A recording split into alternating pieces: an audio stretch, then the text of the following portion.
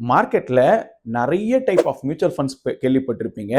Large cap, mid cap, small cap, flexi gap, இல்லை multi asset allocation, இந்த மாதிரி different types of fund வந்து நீங்கள் கேள்விப்பட்டிருப்பீங்க. First time in mutual fund industry வந்து பார்த்தீங்கன்னா சுந்தரம் மியூச்சுவல் ஃபண்ட் அவங்க கம்பெனி வந்து பார்த்தீங்கன்னா மல்டி ஃபேக்டர் ஃபண்டுன்னு புதுசாக லான்ச் பண்ண போகிறாங்க. இந்த என்எஃப்ஓ கம்மிங் வீக்கோட க்ளோஸ் ஆக போகுது. இதில் என்ன அப்படி ஒரு சூப்பரான விஷயம் அப்படின்னா, ஸோ இவங்க large, mid and small cap எல்லாத்துலேயுமே இன்வெஸ்ட் பண்ணுவாங்க. ஸோ இன்னும் குறிப்பாக சொல்லணும்னா, அதாவது 4 major factor: value investing, momentum investing, quality investing, as well as growth investing. So இந்த மாதிரி 4 ஃபேக்டருமே கன்சிடர் பண்ணுவாங்க. யூஸ்வலாக ஒரு வேல்யூ ஸ்டாக் அப்படின்னு சொல்லும்போது பார்த்தீங்கன்னா பெருசாக வந்து இந்த ஹிடன் ஜெம் அப்படின்னு சொல்லுவாங்க. ஸோ இதை தான் நம்ம என்னன்னு சொல்லுவோம்னா வேல்யூ ஸ்டாக்னு சொல்லுவோம். ஸோ ஒரு கம்மி ப்ரைஸில் ஒரு லோ பியில் ஒரு நல்ல பெர்ஃபார்மிங் கம்பெனியாக இருக்கும்.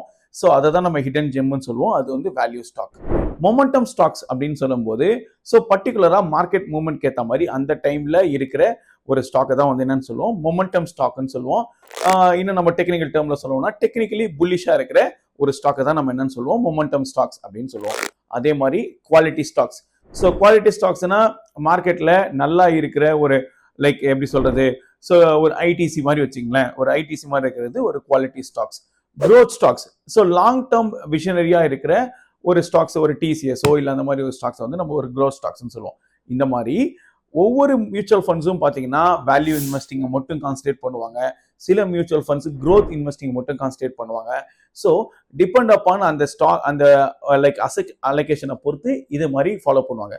பட் நம்ம பேசிட்டு இருக்கிற இந்த சுந்தரம் மல்டி ஃபேக்டர் ஃபண்ட் வந்து பார்த்தீங்கன்னா இந்த 4மே பண்றாங்க. ஸோ அப்போ பெஸ்ட் பார்ட் என்ன அப்படின்னா, எல்லா மார்க்கெட் கண்டிஷன்ஸ்க்குமே வந்து பார்த்தீங்கன்னா ஒரு சூட்டபிளான ஒரு ரிட்டர்ன்ஸ் கொடுக்க வேண்டிய ஒரு சூப்பரான ஒரு ஃபண்டாக இருக்கும்.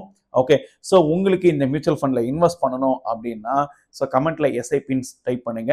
ஸோ நம்ம டீம் மெம்பர்ஸ் உங்களை கான்டாக்ட் பண்ணுவாங்க. ஸோ தேங்க்யூ ஃபார் வாட்சிங்.